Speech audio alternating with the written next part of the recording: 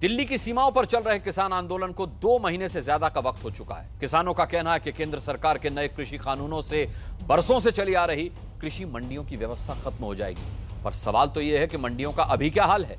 घंटी बजाओ में हमने आपको लगातार मंडियों में फैले भ्रष्टाचार की खबरें दिखाई हैं। आज हम आपको दिखाएंगे मध्य प्रदेश की मंडी का क्या हाल है। इन मंडियों पर संकट मंडरा रहा है, क्या है इसकी वजह और कौन है इसके लिए जिम्मेदार। देखिए घंटी बजाओ की यह कवर स्टोरी।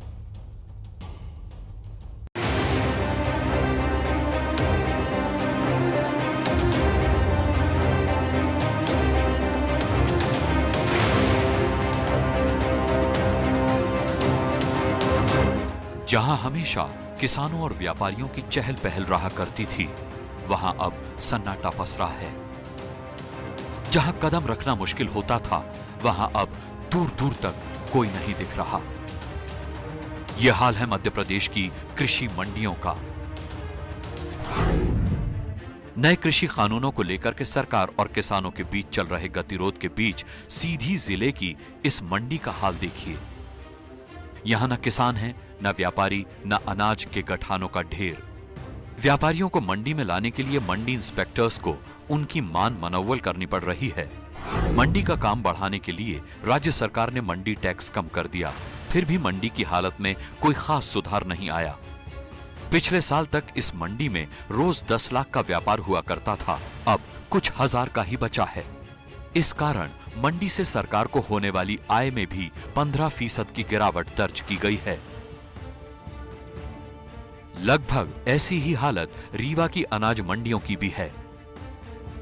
ये रीवा की कहरिया कृषि मंडी का कैंपस है। अपनी उपज बेचने के लिए यहां आने वाले किसानों की संख्या में काफी कमी आई है। किसानों के न आने से इस मंडी से होने वाली आय में 30% की गिरावट दर्ज की गई है। अब जब मंडी में तुलावटी के लिए नहीं मिल रहा है, पल्लेदारी के लिए नहीं मिल रहा, तो किसान मंडी आना ही छोड़ दिया। आप देख रहे हैं पूरा परिसर खाली पड़ा हुआ, जहां की शेड के अलावा यहां चारों तरफ गल्ला की भंडार लगा रहता था। अब मात्र 10% आवक बची है और पूरी तरह से मंडियां समाप्त की कगार में है। छतरपुर की कृषि उपज मंडी में और दिलचस्प तस्वीर है। यहाँ मंडियों के अंदर सन्नाटा है, लेकिन बाहर अनाज की गाड़ियां उतर रही हैं, क्योंकि व्यापारी मंडी के अंदर आकर फसल खरीदने के बजाय बाहर सीधे किसानों से फसल खरीद रहे हैं। उनका कहना है कि अंदर मंडी टैक्स देना पड़ता है। मंडी अंदर जाने से जो टैक्स लगता है उतना कम बिकता है मंडी के अंदर। इस वजह से किसानों का माल जो बाहर बिकता है वो 10-15 रुपये ऊंचा बिक जाता है मंडी के अंदर की अपेक्षा। कानून बंद कर देंगे तो अंदर चालू माल हो जाएगा बिकना, लेकिन उसमें किसानों को फिर लॉस होगा। अंदर बिकेगा तो 15-20-25 रुपये क्विंटल मद्दा माल बिकेगा, बाहर अलग पैसा मिलता है किसानों को। हमने उन किसानों से भी बात की जो मंडियों के बाहर अपनी फसल बेच रहे थे। उनका कहना है कि मंडी में फसल का सही दाम न मिलने के कारण वो मंडी के बाहर फसल बेच रहे हैं। बोली के लिए है, जो बोली की समस्या रहती है और मतलब बोनस नहीं मिलता है। और वहाँ पे क्या होता है? वहाँ पे जो उचित रेट जाती है सोसाइटी में।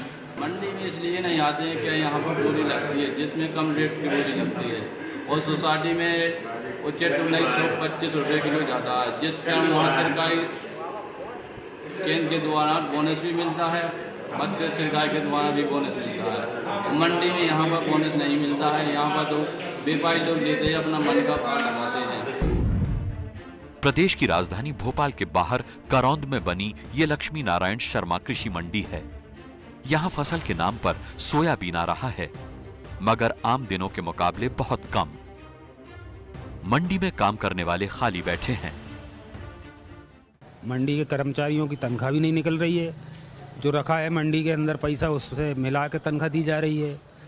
कुछ मंडियां बंद हो चुकी हैं और अपना जैसे मान के चलिए मंडी में जो माल आता है, अब बाहर तो टैक्स ख़त्म हो गया है, मंडी से ज़्यादा बाहर धंधा चलता है। जैसे बेड़ागढ़ है, गांधीनगर है, आज़ाद मार्केट है, बाकी के आसपास सिटी के जो भी रोड हैं उन पे दुकानें खुली हुई हैं, तो पूरा माल बाहर बिक रहा है। भोपाल के पास से सोयाबीन लेकर आए अजय सिंह लंबे समय से इस मंडी में अपनी उपज बेच रहे हैं, लेकिन उनका कहना है कि अब यहां आने में कोई फायदा नहीं। अपने को तो बस रेट एमएसपी गारंटेड होना चाहिए। रेट मतलब जो सरकार रेट निर्धारित कर रही है वो गारंटेड हो, उससे कम नहीं बिकना चाहिए। जो सरकारी रेट है वो साल भर चलना चाहिए। जे एक निश्चित समय पे गवर्नमेंट मतलब लेती है तो वो बंद नहीं होना चाहिए, वो खरीद आगे भी जारी रहना चाहिए। गवर्नमेंट रेट पे आगे भी खरीदी होती रहे।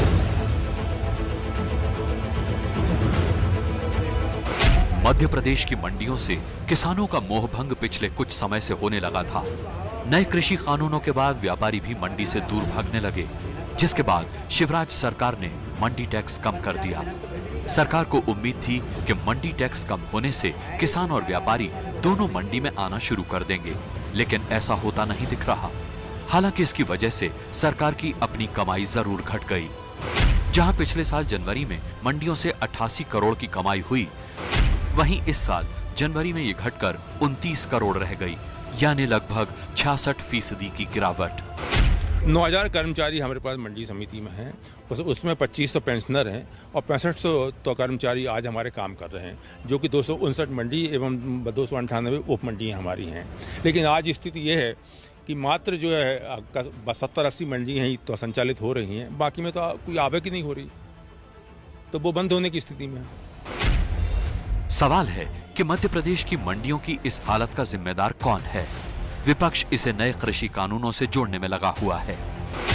काले कानूनों की आड़ में मंडियां बंद करना चाहते, मध्य प्रदेश उसका उदाहरण बनता जा रहा है। संपत्तियां बेचकर सरकार चलाने का नया तरीका ढूंढा जा रहा है। मैं मानता हूं मंडियां बंद करके किसानों के साथ अन्याय हो रहा है, कर्मचारियों के साथ मंडी के एक अन्याय हो रहा है। दिल्ली के सिंधु बॉर्डर पर आंदोलन करने वाले किसान यही आरोप लगा रहे हैं कि केंद्र के नए कृषि कानूनों से मंडी व्यवस्था खत्म हो जाएगी, जबकि सरकार की तरफ से उन्हें लगातार ये भरोसा दिया जा रहा है कि मंडियां पहले की ही तरह चलती रहेंगी। ऐसे में मध्य प्रदेश की मंडियों की ये हालत कई सवाल खड़े कर रही है। सबसे बड़ा सवाल यही है कि क्या किसानों का मंडियों से मोहभंग हो रहा है? मध्य प्रदेश की मंडियों में पसरे सन्नाटे से ये बात भी सामने आ रही है कि किसान अपने फायदे के लिए सीधे व्यापारियों को फसल बेचने के लिए तैयार है। केंद्र सरकार के नए कृषि कानूनों में किसानों को यही विकल्प देने की बात कही गई है, पर सवाल ये है कि मंडियों का क्या होगा? मध्य प्रदेश सरकार का दावा है कि मंडियों की हालत सुधारने के लिए कई कदम उठाए जाएंगे। मंडी के अंदर ही हमारे पास पर्याप्त जमीन है।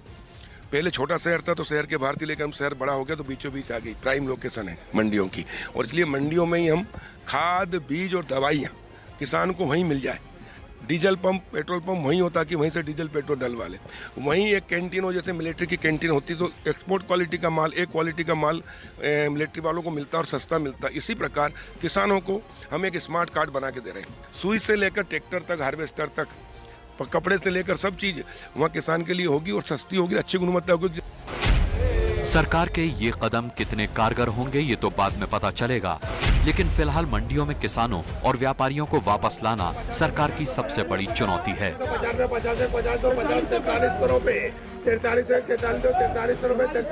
हमने मध्य प्रदेश में हड़ताल करने वाले दुकानदारों की खबर दिखाई थी।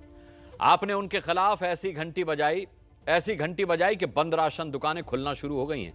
खंडवा और शिवपुरी में गरीबों को सस्ता राशन मिलना शुरू हो गया है। राशन की दुकान पर पहुंचे लोगों ने कहा, शुक्रिया एबीपी न्यूज, लेकिन ये शुक्रिया आपका शुक्रिया है, आपके लिए है। शुक्रिया घंटी बजाने के लिए, शुक्रिया सोए हुए सिस्टम को जगाने के लिए। हम खबर दिखाते हैं।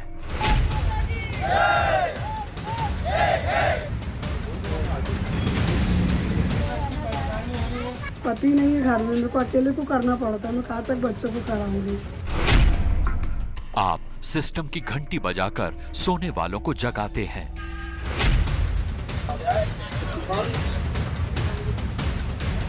दुकान वाले हमको भगा देते हैं, अभी नहीं मिल रही, हड़ताल चल रही है। बच्चा भूखन मार रहे हैं, कहाँ से ला कर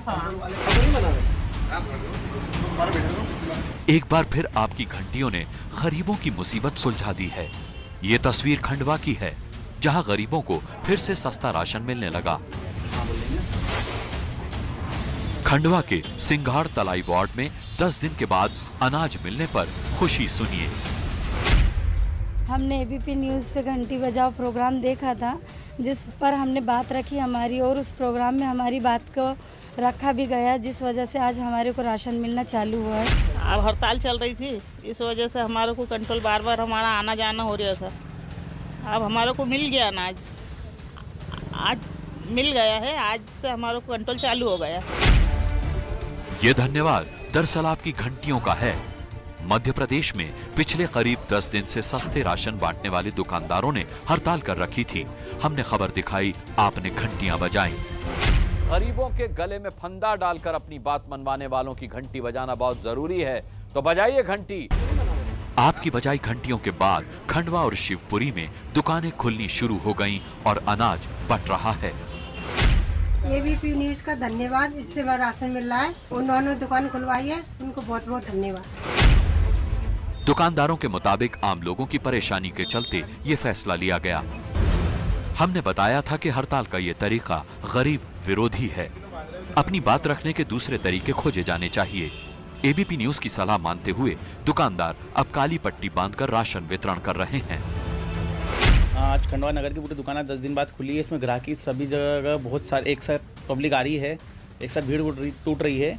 आज हमने 10 दिन बाद हड़ताल ख़त्म करी है। हम लोगों की पब्लिक की परेशानी को देखते हुए हम लोगों ने इस कारण हमने हड़ताल आज ख़त्म करी है और पब्लिक को हम लोगों ने राशन बांटा है। मध्य प्रदेश के कई जिलों में कर्मचारी वापस काम पर लौटे हैं और राशन बांटने लगे हैं।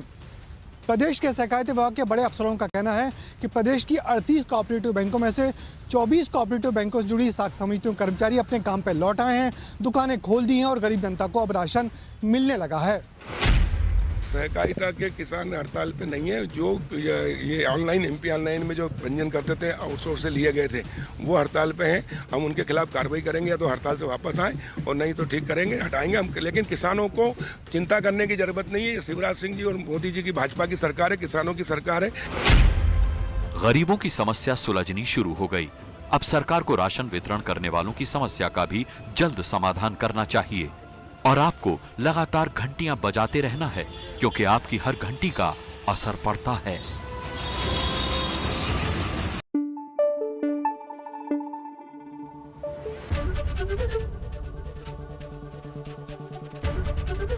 एबीपी न्यूज़ आपको रखे आगे।